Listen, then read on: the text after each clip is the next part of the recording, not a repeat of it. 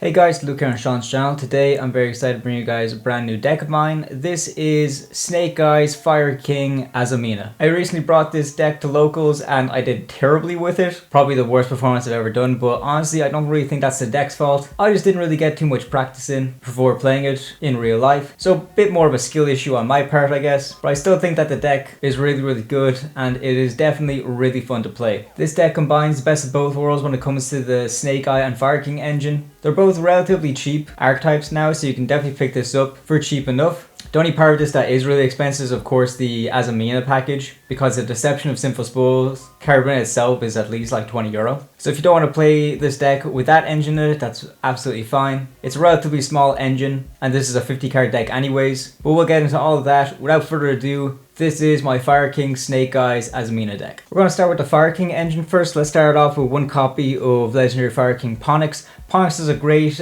combo starter in this deck. When he is normal special summoned, he can add from your deck to your hand one Fire King spell or trap card. Most likely with that you're going to be searching your Sanctuary, but you can also search your Skyburn as well if you so ever please. You can special summon him from your hand if a fire monster is destroyed that you control, and if he's destroyed himself by card effect and sent to the graveyard during the next standby phase, you can add him back to your hand. So definitely a very good one card combo starter to run. We don't need to maximize him out because we have a lot of easy ways to search him, so one is more than enough. We run 3 copies of Fire King Courtier Ulcanix. Ulcanix is another great one card combo starter, because when his card is normal or special summoned, you can destroy one other fire monster in your hand or face on the field, and if you do, you can add one fire beast, beast warrior or wing beast monster from your deck to your hand, except for itself, and then Ulcanix level becomes that added monster's level. But that's not all. If Fire King Ulcanix is destroyed by card effect and sent to the graveyard, you can special summon from your deck Fire King High Avatar Garunix, who in itself is a bit of a brick, but as the only card that you're able to bring out with Ulcanix's effect, so it does mean that you have to run the brick. But considering that this is a 50 card deck, which is bigger than the average deck, means that with this ratio you're less likely to draw into it. So I definitely think 3 copies of Ulcanix is important to run at 3 copies. We run 1 copy of Fire King Avatar Arvata. This card works as a monster in the gate while it's faced on the field. If your opponent activates a monster effect while this card is faced on the field, you can destroy one other fire monster on the field or in your hand and then negate that monster's effect, which is fine. We mostly just use them for the graveyard effect, that if it's destroyed and sent to the graveyard, you can special summon one other Fire King monster from your grave onto the field, but its effects are negated. It sucks a little bit that its effects are negated, but I still find it handy because it works as an extra body for your link play. So I definitely think 1 copy is more than enough that you need. I run 3 copies of Fire King High Avatar Kirin. This card has a quick effect that during the main phase you can destroy one other fire monster in your hand or face on the field, and then you can special summon it out. But what's even better is the graveyard effect of Fire King High Avatar Kirin, because if this card is destroyed and sent to the graveyard, you're able to special summon one other Fire King monster from your graveyard except for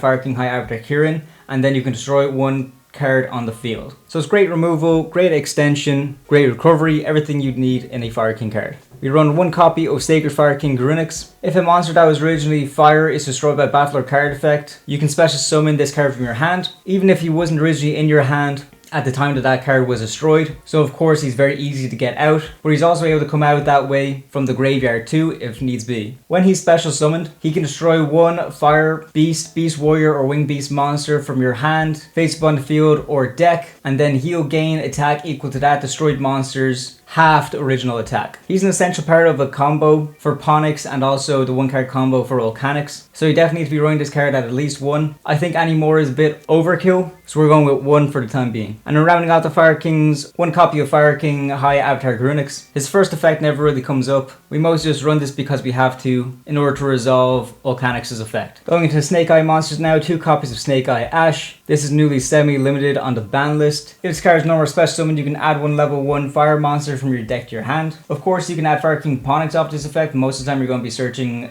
your Snake-Eyes Poplar, because that's how you get your Snake-Eyes combos to actually start. Ash is the best combo starters for your Snake-Eye engine. But that's not all he does. You can send 2 face-up cards that you control to the graveyard, including this card, and you can special summon 1 Snake-Eye monster from your hand or deck, except for Snake-Eye Ash. So those of you that are familiar with Snake-Eye format, Ash was essential to search Popular, Special Popular, Ash effect, send itself and Poplar for Oak. Both Oak and Poplar will trigger to essentially get your materials back onto the field, and then you use Oak's effect for Flamberge. So nothing's really changed about that combo. It's essentially the same as it always was. It's just easier to get to now that Ash is at 2. So definitely 2 copies you want to maximize it at in this deck. Speaking of maximizing cards at 2 copies of Snake-Eyes Poplar. If it's added to your hand, you can special summon it, and if this card is normal or special summoned, you can search a Snake-Eyes spell or trap from your deck and add it to your hand. The 2 targets we run for Poplar's effect to go off is Divine Temple of the Snake-Eye and Sinful Spoils of Subversion Snake-Eye. So it's a good way to keep up hand advantage and even search a bit of removal. So definitely maximize Poplar at 2. We run Snake-Eye Oak at 1. Not as powerful as Poplar or Ash, but still a fairly good card, because if this card is normal or special summoned, you can target one of your level 1 fire monsters that is banished or in the graveyard and either add to your hand, or you can special summon it.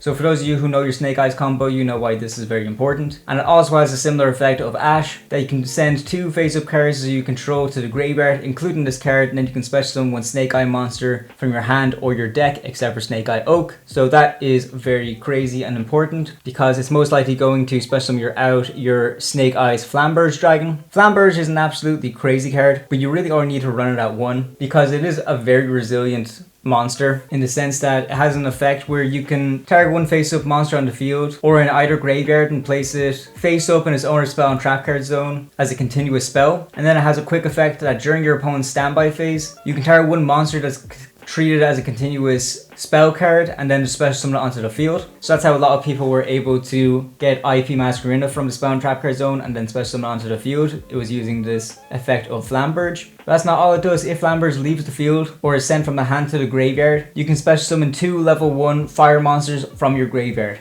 So it's just a good way to keep up with the materials on field so you can go for your crazy links. Definitely Flamberge at 1 is essential. I also like running 1 copy of Snake-Eyes Diabellstar. If this card is face up in your spell and trap card zone, you can target 1 fire monster in your graveyard and then you can place it in your spell and trap card zone and then special summon this card out, which is great. It's just handy at getting another body out as quickly as possible, especially if you're just after putting Snake-Eyes Diabellstar in the spell and trap card zone using Divine Temple of the Snake-Eye. So it's a very easy way to bring it out as quickly as possible, but also has a very good battle trick that when an attack is declared involving this card and an opponent's monster, you can place this card from the field and that opponent's monsters face up in their owner's spell and trap card zones, which is just a good bit of disruption that is hard for your opponent to get around. So I definitely recommend running a 1 copy in the deck. We run 3 copies of Diabellstar the Black Witch. You can special summon this card from your hand by sending 1 card from your hand or field to the graveyard, and then if this card is special summoned, you can set 1 Sinful Spoils spell trap card directly from your deck. This is how we get into our Azamina side of the deck, because with Diabellstar we're able to set Deception of Sinful Spoils directly from the deck onto the field. So she's essentially just a 1.5 card combo to go into our Azamina monsters, meaning that we can set it up an Omni Negate as quickly as possible with just 1.5 cards. So I definitely recommend you guys run her at 3 copies. Going into the hand traps now, there are quite a lot, so I'll kind of just breeze through them. I definitely recommend running 3 copies of Ash Blossom. Definitely recommend running 3 copies of Mulcharmy Fuwalos. He's kind of creeping up in price again, so if you want to replace it with something else, that's fine, or just cut them all together, that's also fine. The deck is over 40 cards, so if there's some cards that you think needs to be cut, that's no problem whatsoever. We also run 3 copies of Droll and Lockbird and 3 copies of Effect Veiler. All very good hand traps to run, but they may differ depending on the meta and what you side in, so that part of the deck is completely up to your own interpretation. We'll start the spells off with the Fire King spells. 1 copy of Fire King Sanctuary. Sanctuary is great because when this card is activated, you can place 1 Fire King Island from your deck face up onto the field.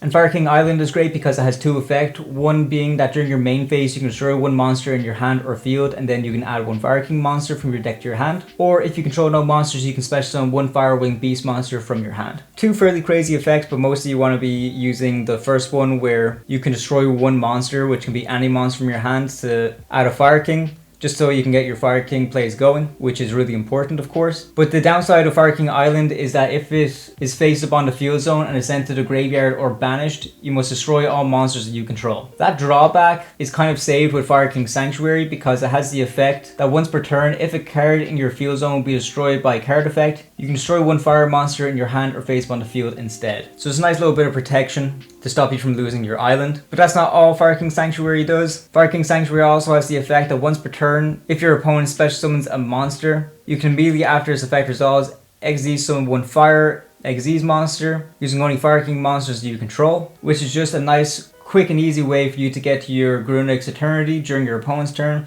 because when Garunix Eternity is special summoned onto the field, it destroys all other monsters on the field except for itself. So it's definitely worth running for that.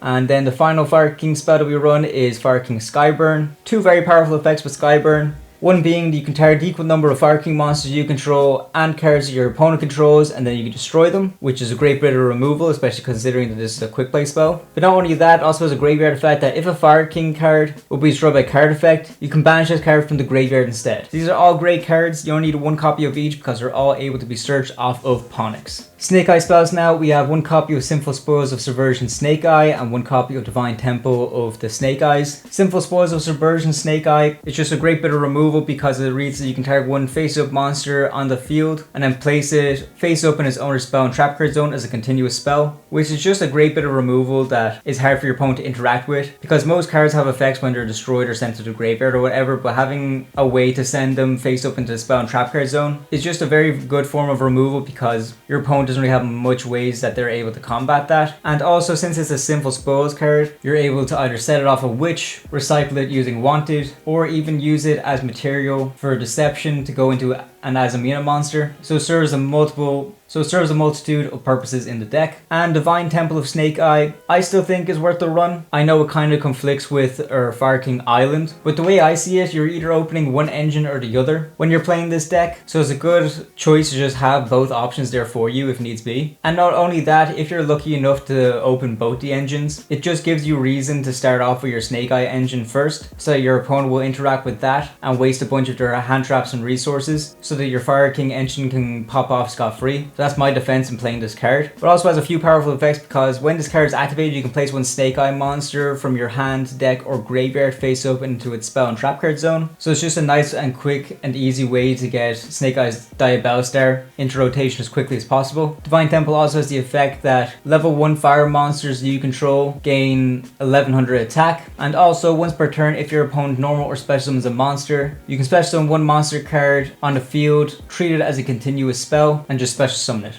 So I definitely think that these cards are worth the run. We run 3 copies of Wanted, Seeker of the Sinful Spoils. It simply adds one Diabellstar monster from your deck or graveyard to your hand. Nice and easy, but also has an effect in the graveyard, a form of a recycling effect, where during your main phase you can banish this card from the graveyard and target one of your Sinful Spoils spells to trap card that is banished or in your graveyard except for Wanted, and place it at the bottom of the deck and then draw a card. So it recycles your Sinful Spoils cards and gets you draws, as well as searching out your main starter for your Azamina combos. It should be very obvious why you're running it at 3 copies. Now the gateway for Sinful Spoils to go into your Azamina combos is of course Deception of the Sinful Spoils. 9 times out of 10 this is what you're setting off of your Witch effect. Deception has the effect that you contribute one monster from your hand or field, and then you can add one Azamina from your deck to your hand. That Azamina card that you're going to add is of course going to be the Hallowed Azamina, the fusion spell for your Azamina monsters, which you're going to use sending Deception to the graveyard in order to bring out your Azamina monsters onto the field, which is great because Deception has an effect that during the end phase, if this card is in the graveyard because it was sent there from your spell and trap card zone while it was face up, you can then set it, which is fine. But what would have made this really broken is that if this was able to come back face up, it also has another effect if it's face up on the field. It says if a monster is sent to your opponent's graveyard and you control an Azamina monster, you can make your opponent lose 1500 life points, and if you do, you gain 1500 life points. So it also works as a funny low burn card as well. I definitely recommend running this card at 1. If you're able to run it at 2, maybe run it at 2, but it's fairly pricey right now, so I'm only able to afford to run it at 1. Last spell card before we talk about our non-engine spells is of course the Hallowed Azamina.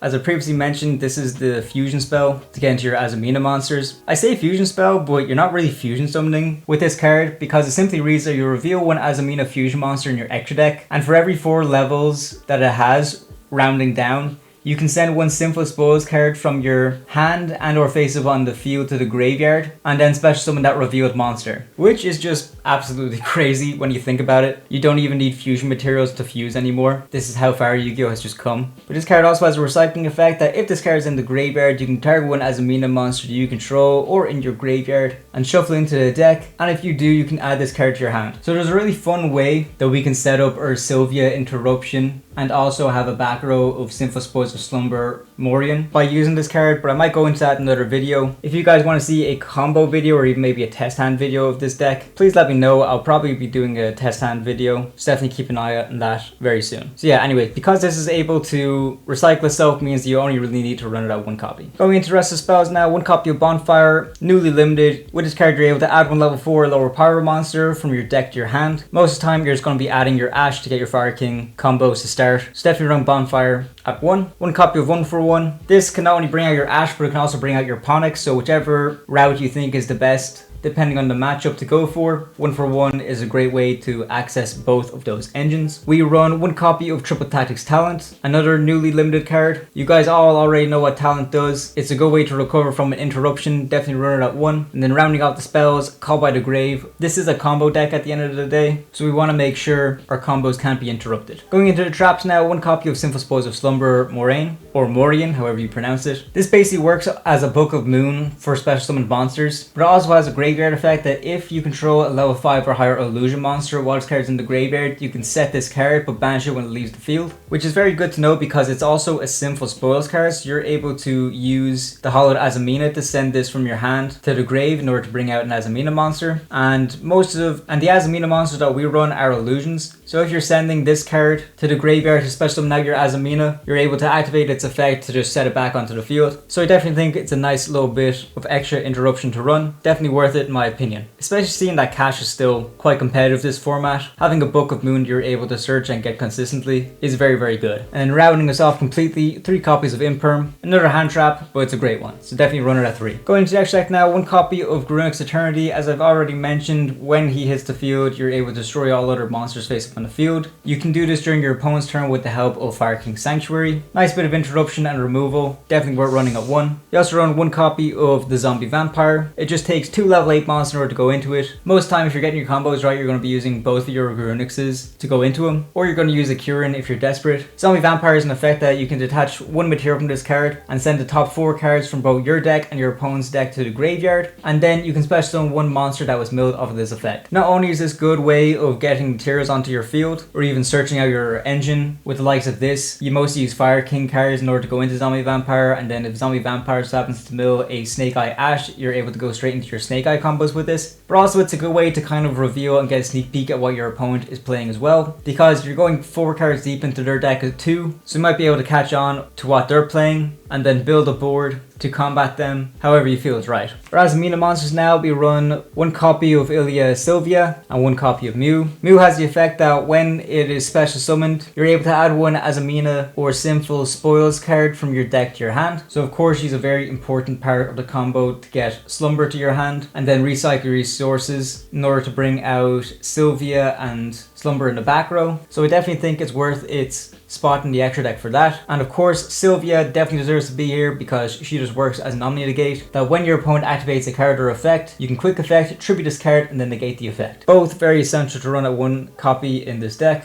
We also run one copy of Snake-Eyes Doom Dragon. You're able to easily go into this by sending 2 face-up monster cards from your spell and trap card zone to the graveyard, and then if this card is special summoned, you can target one face-up monster on the field and you can place it in its owner's spell and trap card zone. I just love that bit of removal with Snake-Eye. Putting monsters in your opponent's spell and trap card zone I just think is really, really funny. So having another way to do that while also having a big beater I think is well worth it. So one copy of Doom Dragon I think is essential. I would like to run the new Synchro monster, but we run next to no tuners in this actual deck, so I actually don't think we have a way to bring it out, but it would be really cool. But if I figure out a way to squeeze it in, maybe we will in the future. The rest of the deck is all Link monsters, so we'll start with the lowest. Of course we run one copy of Relinquished Anima. This will probably be replaced with Link Kuriboh if it was legal. Anima is not only good at stealing your opponent's monster if they have it in a particular zone, but also because it's a good way of getting Poplar into the graveyard so it can activate its effect to get onto the field. So you can basically use Anima as a extra body extension. So one copy is all you need. One copy of Sunlight Wolf. Sunlight Wolf is pretty good because if a monster is special summoned to a zone it points to,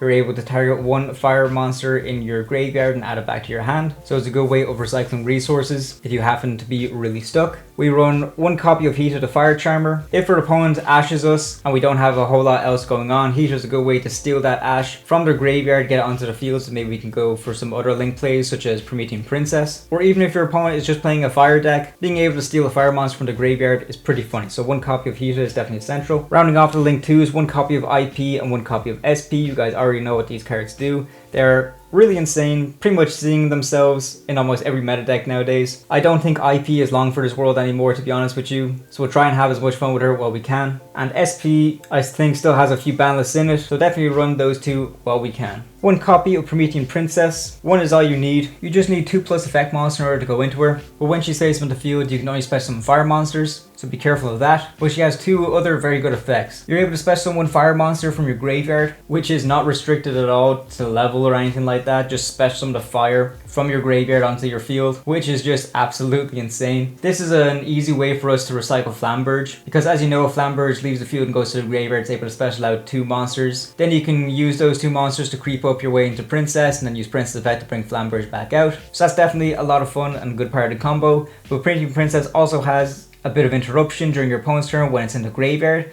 because if a monster is special summoned to your opponent's field while this card is in your graveyard, you can carry 1 fire monster that you control and 1 monster that your opponent controls, destroy them, and if you do, you can special summon this card. So nice little bit of interruption as well. I definitely recommend running her at 1 copy. We run 1 copy of Salamangreat Raging Phoenix. This is a little bit of an OTK enabler, which I really like that this deck is able to do. He's great because from him we're able to link directly into Zelantis, which is an insane way to OTK. Because if a face-up fire monster you control is destroyed by battle or card effect while this card is in your graveyard, you can target one of those monsters, special summon this card, and if you do, this card gains attack equal to that monster's attack. So it's a very easy way to get him up to a ridiculous amount of attack with one of your monsters. So I definitely think Raging Phoenix is well worth the run at 1. We also run 1 copy of Ambler Whale. Ambler Whale is a good card to go into after you bring out your Promethean Princess, because it's also a good target for your Promethean Princess for the 2 effects that it has. It has the effect that if this card is destroyed, you can carry 1 link 3 or lower monster in your graveyard and you can special summon it, so it's a nice way to recycle some of your links. But also has the effect that if a link 3 or lower monster on the field is destroyed by battle or card effect while this card is in your graveyard, you can match this card from the graveyard, then destroy 1 card in the field. So a nice bit of interruption. It can be a real pain to deal with. Definitely run it at 1 copy. We also run 1 copy of Zelantis, like I said before. This is a great piece to pair with your Salamangreat Raging Phoenix in order to go for an OTK, so definitely recommend you guys run it at 1. And then finally 1 copy of Underworld Goddess of the Closed World. To be quite honest, the main reason why I ran her at all was because the side deck is too tight to run any kaijus. So I wanted a way to get rid of some of your opponent's more problematic monsters that can't be gotten rid of by targeted effects. So Underworld Goddess is just a good way to get rid of some problematic monsters. So I definitely recommend you guys run her for that reason alone. Going to side deck now, 3 copies of Artifact Lancia. Malice is of course still a menace, so Lancia is a good way of combating them. I also run 3 copies of DD Crow. DD Crow I actually think is very good this format, just because Blue Eyes is actually a very valid deck if you're playing this format, and DD Crow can mess them up quite a lot. We don't really have a necessity to run Pistios, so DD Crow is a nice replacement for them instead. For those back row decks, and if we're going second, 2 copies of Lightning Storm and Harpy's Feather Duster, just a nice way to get rid of some back row. I definitely recommend you guys running at that ratio. 3 copies of Evenly Matched in case we're going second and need to break a heavy board. Evenly Matched is a good way to counteract with that. And finally 3 copies of Solemn Strike if we're going for the game 3, or we get to decide to go first going game 2. Solemn Strike is just a very good bit of interruption that's near impossible for your opponent to interact with, so I definitely recommend you put it in the side. So that does it for the deck. Please let me know what you guys think.